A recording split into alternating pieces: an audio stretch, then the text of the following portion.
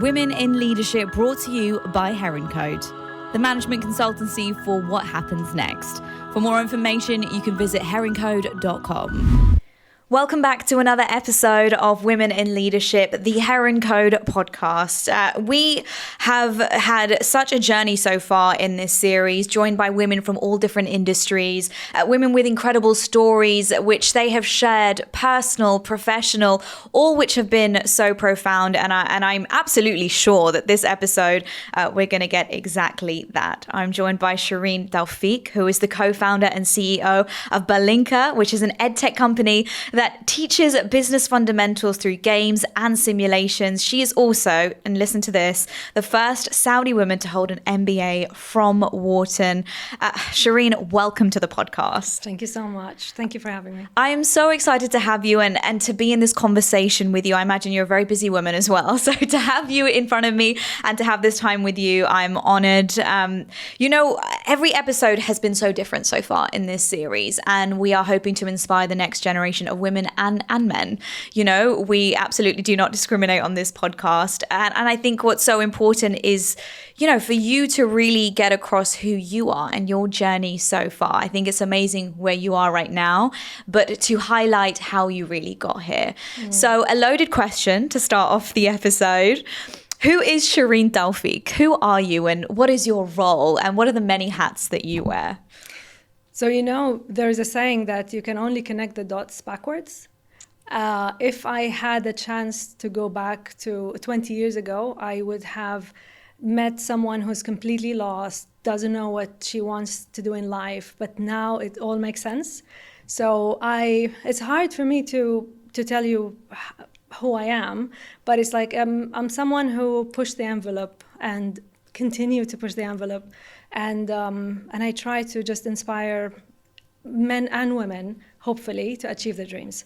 So it's a difficult question to answer, but I'm more than happy to tell you how I connected the dots and how I view the formula of success. Yes, and absolutely. And I think even me just listening to that, I'm like, I feel that as well. I relate so much to that, feeling lost. We've all been there. Yeah. Who am I? Where am I going? This pressure from society, family, culture, whatever it may be, to follow a right path. So let's go back to that, if you don't mind. Yeah. The Shereen that was lost, what was she doing? How old was she? Where did it all begin? So throughout my upbringing, I was always drawn to books. So I always I would save some money, like equivalent to five dirhams every week, and I would go to the bookstore and I buy a book. When I wanted to go to university, I had this dream that I wanted to go to a university like in the US, or I wanted to go to a top university in the world, somewhere in the world. So I went to my dad and I said, I am top of my class. I want to go to university abroad. And he just looked at me. He's like, no. It's like, doesn't happen. We don't have that in the family. An unmarried woman will not go at such a young age. So I'm like, okay, I'm going to go on a hunger strike. So I went on a hunger strike and he didn't budge. It didn't work. I was looking at my mom and she's like, you'll break. At some point, 6 days later, I broke. Yeah, and I went to the university. There was only one option in Jeddah, where I was raised. And I remember, now I look back, I am so grateful for going into that university, because I had the chance to work with my dad for 4 years, running his business and soaking up all of his knowledge about money and about finance and about investments and all of these things that if I was away from him, I wouldn't have had that chance. So yeah, I'm very grateful, to be honest. And that's beautiful, because your dad is really where your love for finance began. Yes. Is that right? Yes. So I have a story about that. When I was 12, my dad wanted to teach all of us, me and my sisters. We don't have any brothers. So for him, he was so forward thinking that he wanted to make sure that we have financial independence. And financial independence doesn't mean that he leaves us with lots of money, because people can actually spend it all. He wanted to embed in us something that no one can take away from us, and that is knowledge. And that is knowing how to handle money, and not just handle money, to grow your wealth. He always had that saying, first generation builds it, second generation enjoys it, and third generation destroys it. So he was always having that thing like. So when I was 12, he gave me an allowance of about 1,000. It was 1,000 reals at that time. So 1,000 reals in the 80s for a 12-year-old will make you live like a queen, right? Mm-hmm. He had rules. So he's like, I'm giving you a very handsome allowance, but here is a blue book. He gave me a small blue book that I have until now. I had to write everything that I spend. I had everything that I save, everything that I had to write everything in that blue book. I also had to save. It didn't matter to him how much you save, but you have to save because it's a habit that you have to do every day. And then the third one, do not come to me for anything. I'm giving you a very handsome allowance. Do not come back to me wanting anything. So he also taught us how to be responsible. And I remember once I saved up and I bought a golden ring, which I still have. And I put it as an expense. And I was like, no, this is not an expense. It's an investment. And I was like, what? What's an investment? And he said, if you buy something that grows in value, it's an investment. If you buy something that decreases in value, it's an expense. I was like, wow, you can grow your money. And he's like, yes, let me teach you how. And that was the birth of my passion for investments, money, just seeing my dad's journey and hopefully me also like continuing that journey for me and my kids, and hopefully I teach people on that. Absolutely. And how blessed you were to have a role model like that in your life to teach you these things, because I often am conflicted with this. I think that the education system, no matter where you are in the world, is not built to teach us these things, to become financially literate. That really does stem from home. And that is so amazing that, your dad was so forward thinking like that. This whole thing with education, where do you think we stand with that now? Do you think it's evolved since then? It definitely had evolved because people feel that finance is not only for the lucky few who understand finance. Finance is for everybody. I actually read an article today in Arab News that Saudi is, from next year, is going to start embedding financial awareness in schools, and that is phenomenal. But I also agree with you that financial awareness and financial literacy starts from home. There are simple things that parents can do, but also the logic and the financial logic has to also be embedded in schools. Like, this is something that we teach. I'm not going to teach you to save this much and invest this much. I mean, you can do that on your own. But if I teach you how companies operate and how you can assess risk, and there are certain invaluable information that once you understand, once you learn, you can never unlearn. And then you can base your decisions on facts and figures rather than gut feeling, because some people they say I'm basing my decision on a gut feeling, but sometimes the gut feeling is actually wrong because the gut feeling is stemmed from a mistake that they made. For example, let's say you invested all of your money in the stock market that was going really well in Saudi in the beginning, in the early 2000s. Let's say you invested all of your money in 2005 and your money kept growing and you were like so happy, and then you sold your house and you put the money in the stock market, and in 2006 February the market crashes really, really badly. You will never touch the stock market again. You will lose trust in the stock market because of that, and then you will say, oh, my gut feeling is telling me not to. Understand first of all your gut feeling, and then embed that with education, and then base your decision on that. So there's so many layers to it, right? It's building, it's kind of growing to that final point. And what's interesting is at such a young age, you had this love for learning. Oh yeah. Because a lot of kids don't, if your parent was to come up to you and say what your dad said to you, a lot of people would just go over their head, but clearly it was a personality trait of yours as well. I was a nerd. I love it. I love reading, and I am very curious, and I think it's one of the traits that got me to where I am right now is being curious and not having a high ego that was going to obstruct me from asking questions and learning. I would love for my kids to be curious and love to learn. Yes, it's such an important trait to be a leader in general, I think. Absolutely. Now, you wanted to move abroad. You wanted to, go and study elsewhere. You said that actually you were so happy that you stayed in Saudi and did your education there. Why is that? So I definitely got I got the experience from my dad, and I studied English literature because I didn't speak English. I went to Arabic schools. So my English was broken English, yeah? And then some innate desire in me told me that I need to learn English, but I needed to be immersed in English. So that's why I wanted to go abroad in an English-speaking country so I can learn English. So I studied English literature, and and when I graduated, all my friends at that time were like, they were checking if they got married. They were like, they're going to get married. It was like marriage was the goal. For me, again, that same voice was telling me that I want to work, and I want to work in a challenging job, and I want to make a change, but I had no idea what I was going to do. And then I started applying for jobs. It was an experience on its own, but then there was one position as a paralegal in the bank where I ended up working for a whole decade. And of course I said, of course I'll take it. So I went, and then after a couple of months I was thinking, I want something more challenging. I want something hard. I thrive on challenges.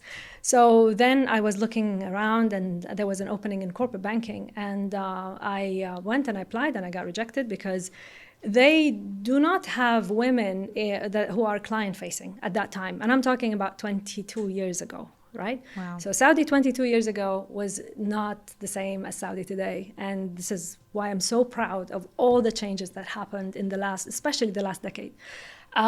So I applied, got rejected, and then I applied again, and they said, because you don't have academic financial background. So I'm like, okay, give me the books. At that time, no internet, yeah? So they gave me 3 books, and I went back to what I know, studying. I came back, and I must say, the manager at that time, he said, okay, so you proved that you're good. I just want to adjust your expectation, because if we hire you, you will always be an analyst, and you need to adjust your expectation that your peers one day will be your managers. And at that time, I thought that was such a harsh thing to say. But actually looking back at it, he was so kind, because he wanted to adjust my expectation, not knowing that things will change.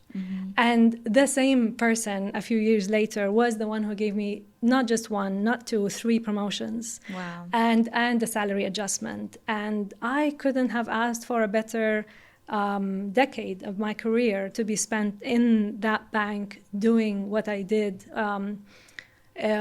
analyzing companies and learning about finance the proper academic way, how to do financial analysis and all of these things, because that was the base for my whole career. But what's so interesting in that, and what's so beautiful, is you said you trusted your inner voice. Yeah. Us as women, us as humans in general, we do have this gut instinct, which we spoke about earlier. But then at the same time, you had family and friends that were focused on getting married and, following that personal life. And I imagine that was quite a blurred line for you. How did you stay focused? How did you stay true to that inner voice? Wow. As I told you, there were so many points that I couldn't make sense of at that time. But also, I was lucky enough that I had that very strong feeling, and also I'm driven by challenges. So whatever, if there's something hard, I'm gonna take it. But I'm gonna go on it, because it's so addictive. I feel alive, and I feel young, because one thing that I know, and I would love for everybody to recognize, is that the comfort zone is actually, for me, comfort zone is the beginning of the end. If I am ever comfortable and I'm not growing, then I know that this is the beginning of my demise. And demise is not just physical, can also be spiritual or mental, emotional. And I know for a fact that during those 10 years in my journey, I was always trying to be pushing and trying to learn something new, etc. And the reason why I left was because I felt I'm not learning anymore and I'm not growing. I've been very lucky that I have that voice very clear in my head, and I also trust it. And I didn't know what I wanted to do. If you had met me when I went to university and you told me that you're going to be one of the first women to work in banking in a mixed environment, I would laugh. That would not cross my mind. But I knew that there is something big for me and that I'm going to inspire other women.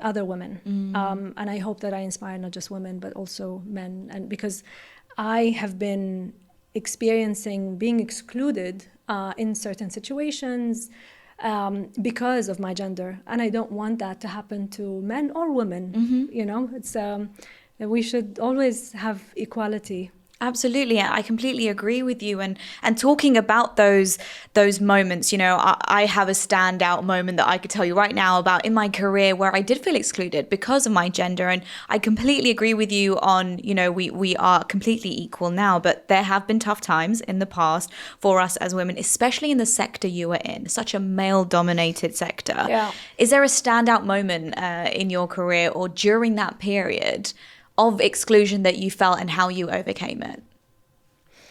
So I always go back to, I was an analyst, and it was around the time where analysts were being groomed to becoming officers and handling portfolio of companies. So you will be client facing, etc.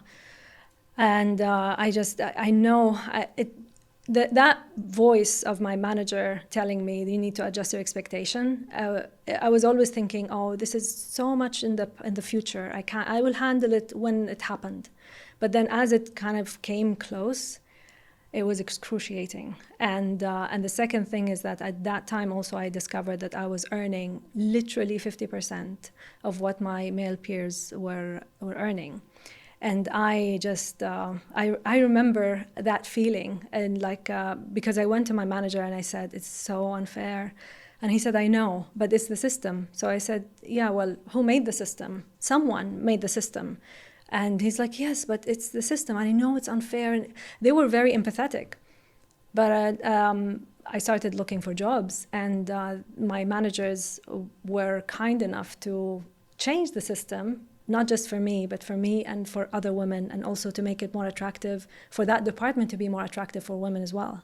So for me to have that equal pay and equal consideration for promotion and removing the gender bias, it takes two to tango. I could have fought and failed, but I fought and I won because I had support from my managers as well. So and that failure, that all of us have had failure in our career. You know, we've all dabbled in it. We all react differently to it. So many challenges. I mean, you said you're very much a personality who thrives on challenge. Yeah. But knowing that there's a challenge, you also know that there is a possibility of failure, right? And how do you deal with failure? Oh, first, get the tears out, experience all the bad emotion, just get it out.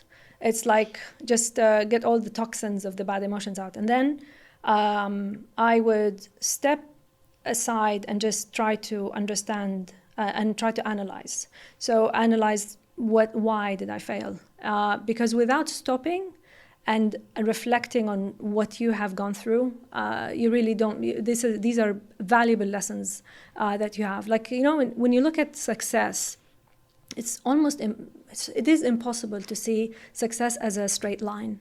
It's usually bumps, but when you zoom out, they are going in the one direction, in the upward direction, and that's what we always need to remind ourselves. Like, we need to pause. It's like going in this hamster wheel and not knowing what am I doing right, what am I doing wrong is not good at all to us.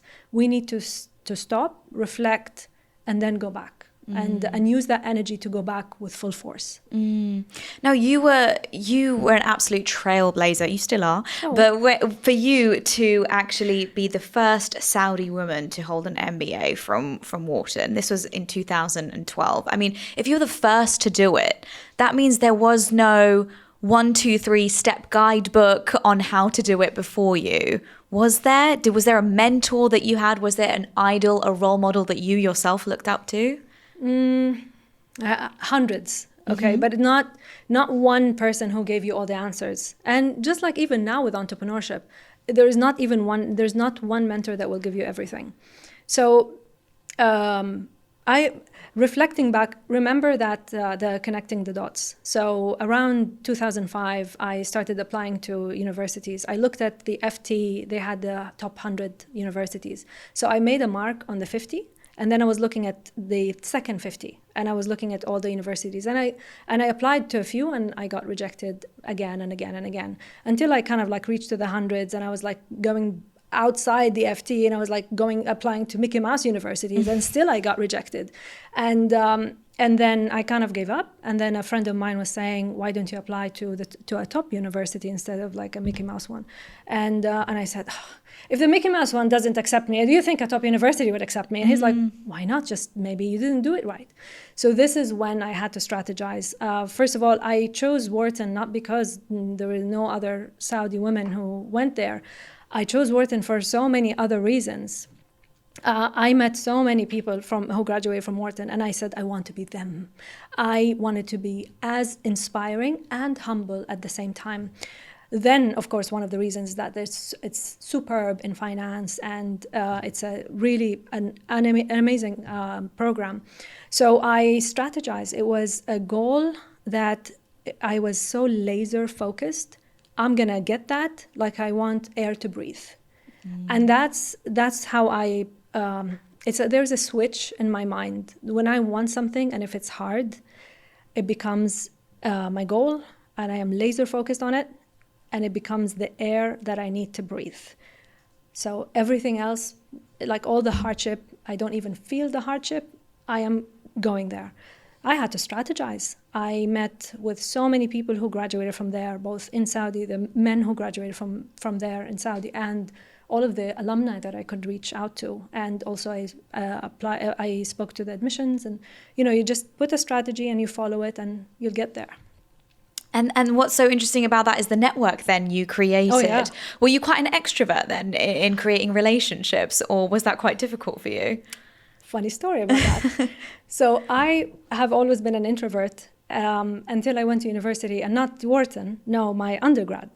So but I was kind of like socially awkward because all I know is books. So there were like a group of girls who did nothing but just socialize. And they were socialized so effortlessly. And I would always look at them and I'm thinking, how can I be them? So I kind of like struck a deal and I said, look, I'm going to teach you. I'll be your tutor. But in exchange, you teach me how you do this. Wow. Because it's like, for them, it's like this is their life. It's like having fun. And I had no idea. I had no idea how to socialize. I love how even having fun was a strategy for you. Exactly. But I nailed it. And it was just like a perfect trade. They needed to succeed. Their mothers loved me because I got them to graduate in 4 years. I can imagine you were like the dream for any mum as their kid's friend. Exactly. And they say nowadays, it's who you know and your network is your net worth. I mean, how important is that nowadays? Nowadays, we can click a button on an app and we can be connected to someone on LinkedIn. We can DM someone straight away. We have direct access to everyone that we aspire to be. But back then we didn't have that, right? Yeah. How difficult was that for you to reach the people that you really wanted to connect with? And were you very persistent about that? Or was that something that you were like, in the future I'll join them? I never experienced any hardship in connecting with any of my mentors at all. I think also because there weren't many Saudi women who were working in mixed environments. So I was like one of the few, and I think that was attractive enough for them to give me attention. But also it was on me to keep them giving me more advice and keep them engaged. So it wasn't really a challenge at all. And also when I went to Wharton, I must say I never had lunch alone. That was one of my strategies. I like it. I never had lunch alone. I would email someone and we would have lunch, and I will get to know them, where they are, what they're doing. I got to know about so many industries. My best friend is Lithuanian.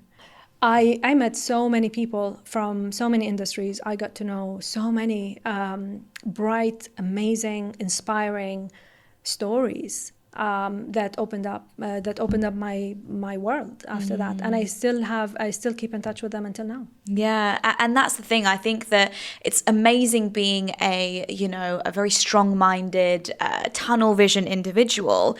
But I think the true success is the people around you as well, that lift you up. And the story that you even shared, that it was your friend that encouraged you to, actually apply to one of the top universities. Yes. Now, to this day, how important is that for you? Is that something that you're very conscious about, is keeping the right people around you? You know the saying that your wealth, and wealth is not just money. Mm-hmm. Your wealth is the average of the 5 people that you surround yourself with, and I live by that. I am very selective with the people around me, but also I am very open to learning more. This curiosity that we were talking about earlier is something that I owe my success. My success came out of this curiosity, because you meet new people and you get inspired, and sometimes when you are having a hard time and somebody comes and share their story, you know that you're not alone. Mm-hmm. Especially, for example, starting your own business. It's so hard. And when you share stories like you're sharing war stories, you feel like, okay, other people experience the same. Other people got through them. How did they get through them?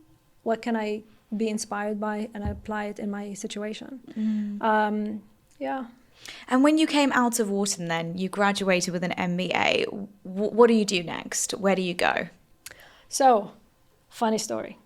Wharton. In Wharton, now I went in a banker and I wanted to continue banking. I actually got an internship in one of the top banks in the world in London. But because I wanted to experience myself. I wanted to understand more about myself, and I wanted to put myself in uncomfortable situations. So I was applying for leadership courses all the time. There was one course that is it's called Leadership Venture in Antarctica. Wow. Exactly. And I'm like, okay, I don't know how to ride a bike, but I'm going to Antarctica. And they had this system. You have to bet, like you have points, and they're teaching you kind of like how to bet, like as if it's the stock market. So I basically put all my points into Antarctica. Like I knew, it's like, again, the voice. Mm-hmm. I'm going to Antarctica. So yes, I got it. I was so happy, but then I didn't know that there's so much preparation that you have to go through before you go to Antarctica. So they have to make sure that you're physically fit, that you're mentally fit. We were training with the veterans for 3 months before we go to Antarctica. You have to carry a bag that is 25 kilos. It has all of your stuff because we are in the woods. Yeah? Mm-hmm. Like, there are no woods.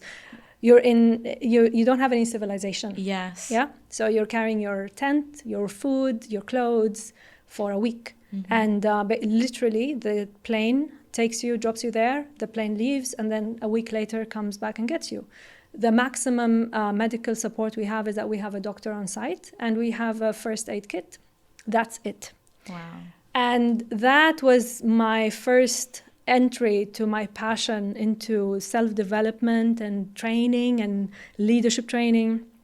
And I remember I had hypothermia, and I was in the tent. I was like shivering. It was excruciating pain.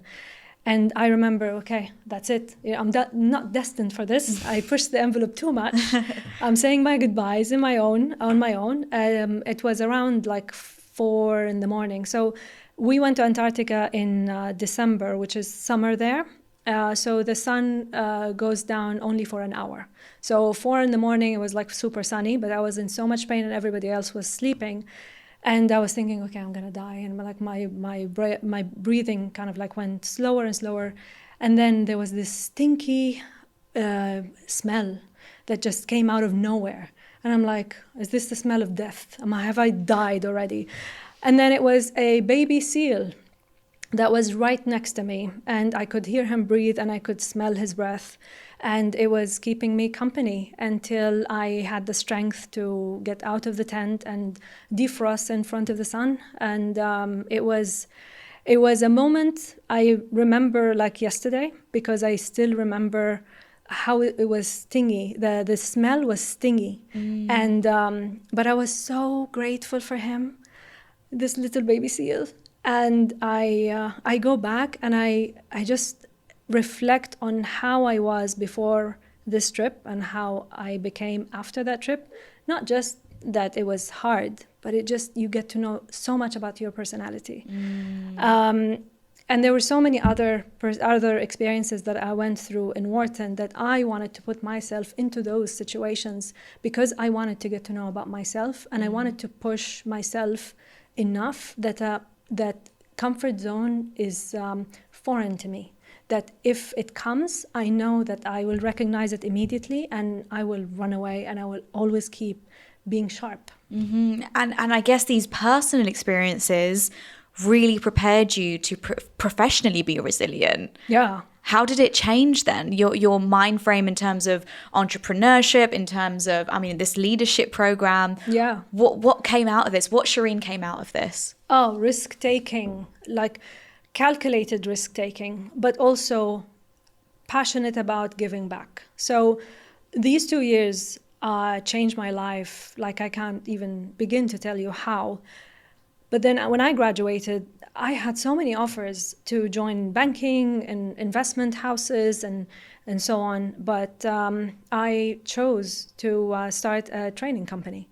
And I wanted to disrupt the training industry in the Middle East. And I wanted to bring those amazing trainings that change your life to the Middle East. So people don't need to go for 2 years out of their jobs in order for them to get this amazing experience. So I wanted to bring those experiences here.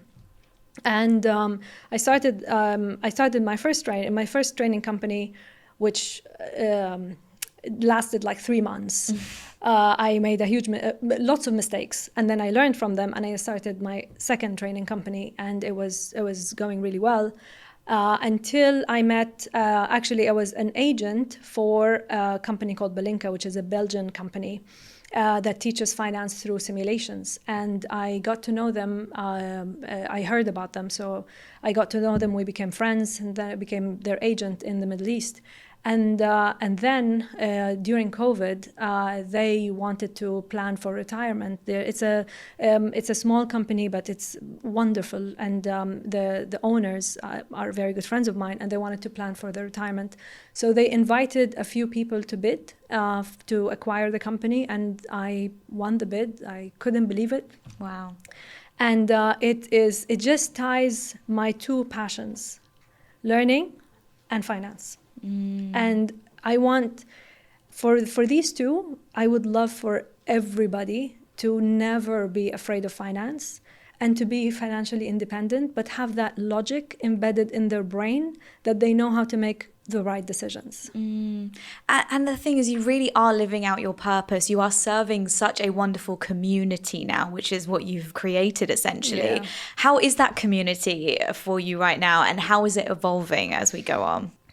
I have so many experiences that women particularly feel so passionate about what we do, because they come in, they're so scared, and then in one day they revolutionize their business and they have this amazing understanding. Like, if I tell you that in 4 hours I will get you to know at a gut level what is return on asset, what's return on equity, what is a cash flow, what's asset optimization. But not only that you know it consciously, you actually know how it feels when you look at a company and you say, this company is going to close next year.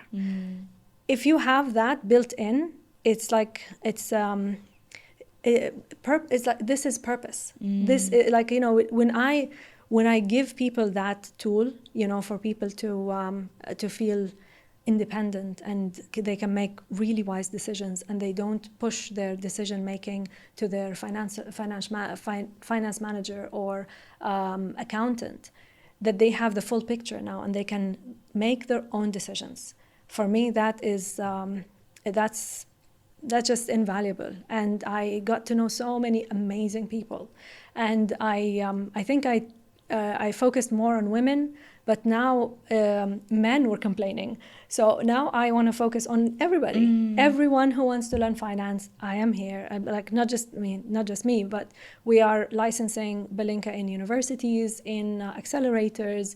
We're trying to get this tool to as many people as possible. So yeah.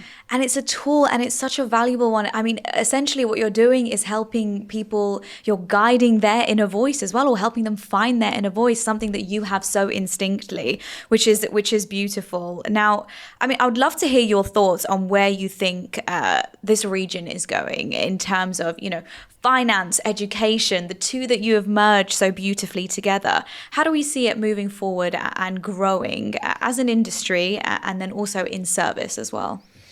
So this region has been transformed, or has been like the progression of this region in terms of entrepreneurship and everything else that is happening is just mind-blowing. You know, we already got into history just by the speed of getting things to happen.